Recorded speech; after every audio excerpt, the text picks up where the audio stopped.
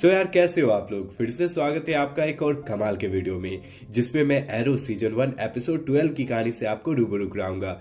Friends, इसके पहले के सारे एपिसोड को मैंने बहुत ही अच्छे तरीके से एक्सप्लेन कर रखा है, जिसे मैं रिक्वेस्ट करता हूं कि आप लोग फिर से एक बार देख लो, क्योंकि यार वो एपिसोड आए हुए काफी दिन हो चुके हैं, तकरीबन 2 महीने बीत चुके हैं। और जैसा आपको पता है कि मेरे पिताजी की तबीयत ठीक नहीं चल रही थी, इसी वजह से मैं वीडियोस बना नहीं पा रहा था।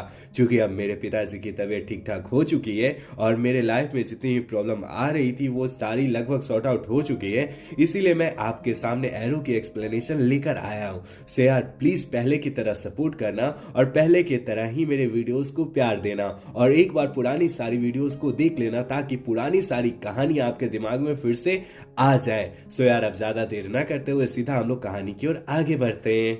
हमारी आज की कहानी शुरू होती है और हम लोग क्लाइड नाम के इस बंदे को देख पाते हैं, जो एरो से खुद को बचाता हुआ इधर उधर भाग रहा होता है। काफी मशक्कत करने के बाद भी यह एरो की आंखों से नहीं बच पाता और एरो इसे पकड़ लेता है। आगे एरो इसे टॉर्चर करते हुए कहता है कि शहर में वर्टिगो नाम के ड्रग को कौन सप्लाई कर रहा है। शुरू में तो ये बंदा कुछ भी बताने से इनकार करता है, पर एरो के द्वारा टॉर्चर करने के बाद वह इससे कहता है कि मुझे उस इंसान के बारे में ज्यादा कुछ नहीं पता है जो वर्टिगो नाम के ड्रग को शहर में सप्लाई करता है। मुझे बस इतना पता है कि उसका नाम द काउंट है।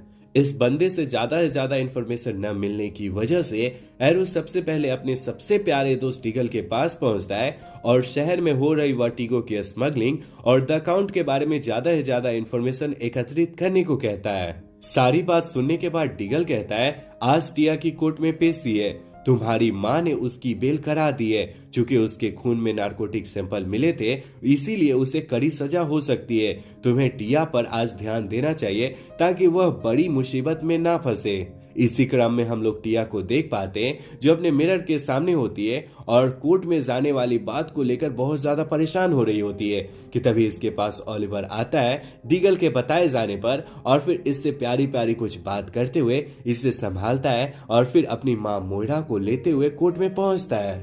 कोर्ट में ढेर सारी मशक्कत करने के बाद टिया का वकील ये प्रूफ करने में कामयाब होता है कि टिया को किसी ने धोखे से ड्रग दी होगी। चूंकि ओलिवर यानी टिया की फैमिली शहर की सबसे अमीर फैमिली में से एक थी या फिर रेपुटेटेड फैमिली में से एक थी, इसीलिए जज अपनी बात रखते हुए कहता है टिया के ब्लड में नारकोटिक सैंपल मिले।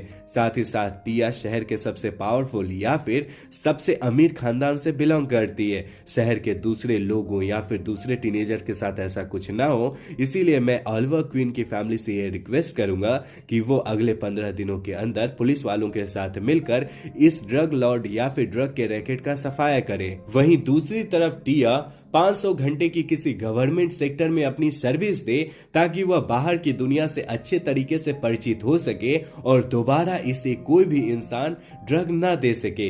अगर टिया की फैमिली समेत टिया इन दोनों कामों को करती है, तभी टिया इस केस से पूरी तरह से मुक्त हो पाएगी। क्योंकि ओलिवर पिछले 5 सालों से अपनी फैमिली से दूर रहा था, इसीलिए टिया के जेल में जाने वाली बात सुनकर वह बहुत ज्यादा डर जाता है और वह खुद से यह प्रॉमिस करता है कि किसी तरह से टिया को वह इस मुसीबत से बाहर निकालेगा।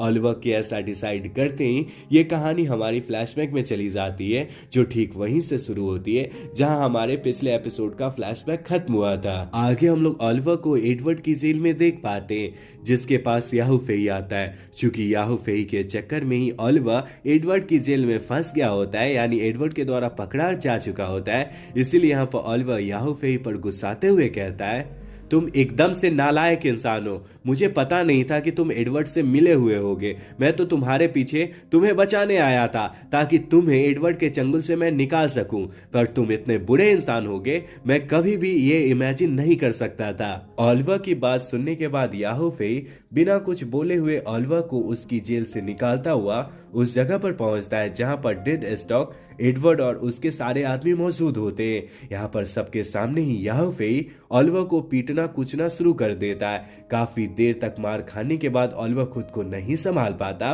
और वह बेहोश हो जाता है। आगे हम लोग एडवर्ड, उसके आदमी समेत याहू फेई को एक साथ देख पाते हैं, जो ऑलिवर के बेहोश हुए शरीर को लेकर ऊंचाई पर होते हैं। यहाँ पर एडवर्ड अपने एक आदमी से कहकर ऑलिवर के शरीर को ऊंचाई से फेंकने को कहता है, जिस पर याहू फेई सबकी बातों को काटते हुए कहता है, मैं ये नेक काम खुद से करूंगा। आगे याहू फेई सबकी आंखों से खुद को बचाते हुए अपने पास मौजूद मैप को ऑलिवर के पॉकेट में डाल देता है और फिर ऑलिवर की गर्दन को इस कदर से टच करता है ताकि वह कुछ क्षण बाद बेहोशी से जागे। इतना करने के बाद याहू फेई ऑलिवर के शरीर को इस कदर से नीचे फेंकता है कि वह दूर जाकर नदी में गिरे। आगे हम लोग ऑलिवर के शरीर को देख पाते हैं जो नदी में गिरता है। चूंकि याहू फेई ने इसके गर्दन पर टच करा था, इसीलिए कुछ क्षण बाद ये बेहोशी से जाग जाता है और जैसे तैसे करके किनारे पर पहुंचता है। बेहोशी से जागने के बाद ऑलिवर खुद की तलाशी लेता है, जिसके बाद इसे इसके पॉकेट में याहू फेई के द्वारा डाला गया मैप मिलता है।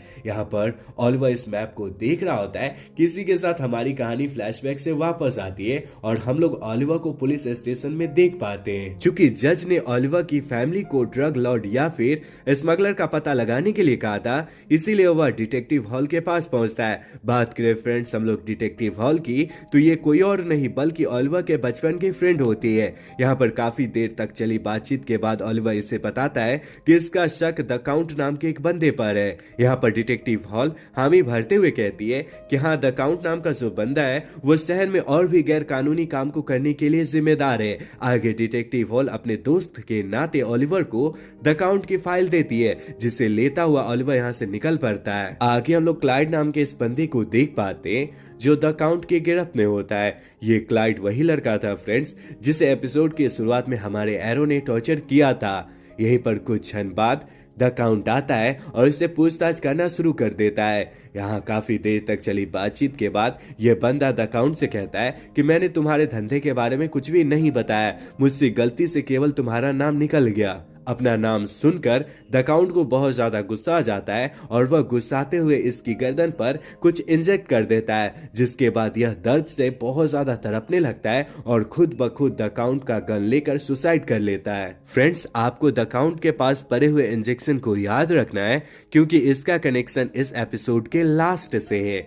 खैर, हम लोग वापस आते हैं कहानी की तरफ। आगे हम लोग लॉरेन और टॉमी को एक साथ देख पाते हैं, जिसके पास ऑलिवर क्वीन आता है। चूंकि टिया को 500 घंटे की गवर्नमेंट सेक्टर में जॉब करनी थी या फिर अपना सर्विस देना था, इसीलिए यहाँ पर ऑलिवर अपनी बहन के बारे में लॉरेन से बात करने की कोशिश करता है, जिस पर शुरू में तो लॉरेन राजी नहीं हो पाती, पर टिया के बारे में सोचकर उसकी मासूमियत को याद करते हुए वह राजी हो जाती है। जिसके बाद ऑलिवर क्वीन लॉरेन को थैंक्स बोलता हुआ यहाँ से निकल पड़ता है। चूंकि लॉरेन ऑलिवर क्वीन की एक से रह चुकी होती है और कहीं न कहीं इसके इमोशन टिया से जुड़े हुए होते हैं, इसीलिए टिया की मासूमियत को याद करते हुए लॉरेन अपने पिता डिटेक्टिव लैरी लेंस के पास पहुंचती है और शहर में फैल रहे वर्टिगो के स्मगलिंग के बारे में इनसे बात करना शुरू करती है। काफी देर तक बातचीत चलने के बाद आखिरकार ये दोनों इस नतीजे पर पहुंचते हैं कि डिटेक्टिव लैरी लेंस शहर में फैल रहे वर्टिगो के स्मगलिंग को रोक लगाएगा, साथ ही साथ उसके ऑनर यानी द काउंट पर भी अपनी नकेल कसेगा। आगे हम लोग ऑलिवर क्वीन और डिगल को एक साथ देख पाते हैं जो इस बुढ़े के पास पहुंचता है और खुद को भराटवा का अध्यक्ष बताते हुए इस शहर में वर्टिगो की डीलरशिप करने की बात रखता है। काफी देर तक चली बातचीत के बाद ये बुढ़ा इस नतीजे पर पहुंचता है कि वर्टिगो को जो बना रहा है उस इंसान से ये बुढ़ा बात करेगा और जब सारी चीजें सेटल आउट हो जाएगी तब ऑलिवर क्वीन इस शहर में वर्टिगो की स्मगलिंग करना शुरू कर सकता है। फ्रेंड्स, अब कहानी आती है तकरीबन 3 घंटे बाद, जहां ऑलिवर क्वीन को ये बुढ़ा शहर में वर्टिगो की स्मगलिंग करने के लिए द काउंट के सामने बुलाता है। यहाँ पर ऑलिवर क्वीन अपने सूटकेस से ढेर सारे पैसे इसे देता हुआ उसके पास मौजूद सारे वर्टिगो की चीजों को ले रहा होता है कि तभी इसी क्रम में यहाँ पर पीछे से पुलिस आ जाती है जो इन दोनों पर हमला करना शुरू कर देती है। सामने से पुलिस को आता हुआ देखकर द काउंट यहाँ से भागने लगता है, जिसे देखकर ऑलिवर इसे पकड़ने की कोशिश करता है, पर द काउंट मौका पाकर ऑलिवर के सीने में वर्टिगो का हाई डोज इंजेक्ट कर देता है, जिस वजह से इसकी तबीयत क्लाइड की तरह खराब होने लगती है ऑलिवर बेहोश होकर जमीन पर गिरने वाला होता है कि तभी इसके पास डीगल आ जाता है और इसे संभालते हुए इसके वेयर हाउस में इसे ले जाता है। चूंकि ऑलिवर की तबीयत पहले से बहुत ज्यादा खराब हो चुकी होती है, इसीलिए यहाँ पर ऑलिवर ढेर सारी मशक्कत करके इसके पुराने जड़ी बूटी को यूज करता हुआ इसे सही करता है। और जब ऑलिवर की आंखें खुलती है तो तकरीबन 12 घंटे पूरे हो चुके होते हैं। यहाँ पर इन दोनों की बातों से हमें पता चलता है कि यह वर्टिगो नाम का ड्रग काफी पावरफुल ड्रग है और अगर कोई इंसान इसके हाई डोज को ले लेता है तो उसकी मौत होना तय है। आगे ऑलिवर खुद को संभालता हुआ डीगल के साथ अपने घर पर पहुंचता है, जहां इसकी मुलाकात डिटेक्टिव लैरी लेंस और उसके असिस्टेंट हॉल से होती है। यहाँ पर इन दोनों की बातों से ऑलिवर को पता चलता है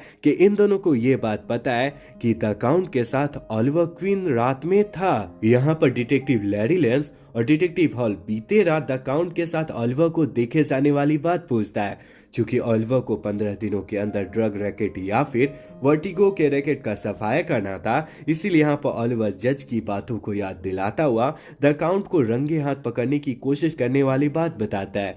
शुरू में डिटेक्टिव लैरी लेंस को इसकी बातों पर भरोसा नहीं हो पाता, पर वह चंद सवाल पूछकर इसे छोड़ देते हैं और फिर यहाँ से चले जाते हैं। ऑलिवर डिटेक्टिव से हुई बातचीत के बाद सीढ़ियों से ऊपर चढ़ रहा होता है कि तभी इसकी तबीयत अचानक से खराब होने लगती है, यानी इस पर वर्टिगो का असर फिर से होने लगता है। यहाँ पर जैसे तैसे वह खुद को संभाल रहा होता है कि तभी यहाँ पर पीछे से डीगल आ जाता है और इसे संभालते हुए इसके बेडरूम में ले जाता है। जब ऑलिवर फिर से दोबारा ठीक फील करने लगता है तो ऑलिवर डीगल के साथ फेलिसिटी के पास पहुंचता है। यहाँ पर ऑलिवर फेलिसिटी से द काउंट के द्वारा इसके सीने में इंजेक्ट की गई वर्टिगो के इंजेक्शन को दिखाता हुआ कहता है, इसमें अभी भी ड्रग का सैंपल है, क्या तुम मुझे बता सकती हो इसे शहर में कहां पर बनाया जा सकता है। काफी देर तक जांच पड़ताल और खोजबीन करने के बाद फेलिसिटी इन दोनों को बताती है इस ड्रग में एक खास तरह का लैंड वाटर मिलाया गया है जो शहर के केवल एक ही एरिया में मिलता है। अगर उस लैंड वाटर को इसमें नहीं मिलाया जाएगा तब यह ड्रग बनेगा ही नहीं। आगे फेलिसिटी ऑलिवर को लैंड वाटर की लोकेशन बताती है।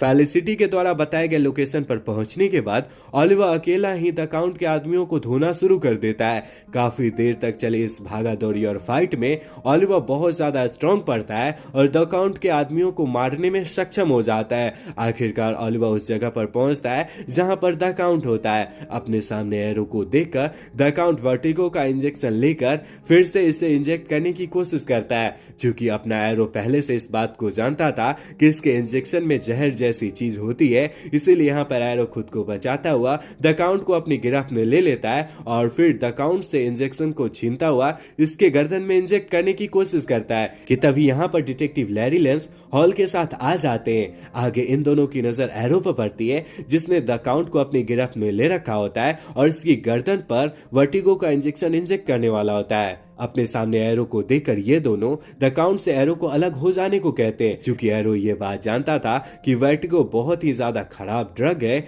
और इसके सेवन की वजह से लोगों की या तो जिंदगी खराब हो सकती है या फिर उनकी जिंदगी से हाथ धोना पड़ सकता है, इसीलिए यहाँ पर एरो अपनी सूझबूझ को यूज करता हुआ इंजेक्शन के सारे डोज को द काउंट के अंदर इंजेक्ट कर देता है, जिसकी वजह से द काउंट की तबीयत बहुत ज्यादा खराब होने लगती है और यह जमीन पर गिरकर कांपने लगता है। इस चीज को देखकर डिटेक्टिव लैरी लेंस समेत डिटेक्टिव हॉल बहुत ज्यादा डर जाते हैं और इसी मौके का फायदा उठाकर एरो यहाँ से निकल पड़ता है। अब कहानी आती है फ्रेंड्स 2 दिन बाद, जहां हम लोग ऑलिवर को उसकी बहन टिया के साथ देख पाते हैं। चूंकि टिया को अपने 500 घंटे की जॉब किसी भी गवर्नमेंट सेक्टर में देनी थी, इसीलिए ऑलिवर अपनी बहन को लेकर लॉरेन के पास पहुंचता है, जिसके बाद वह अपनी बहन को लॉरेन के साथ उसके काम में हेल्प करने को कहता हुआ यहाँ से चला जाता है। फ्रेंड्स अब कहानी आती है तकरीबन 4 घंटे बाद, जहां हम लोग ऑलिवर को किसी रेस्टोरेंट में देख पाते हैं, जिसके पास फेलिसिटी आती है और बहुत ही सीरियस अंदाज में पूछती है क्या मैं तुम पर भरोसा कर सकती हूँ,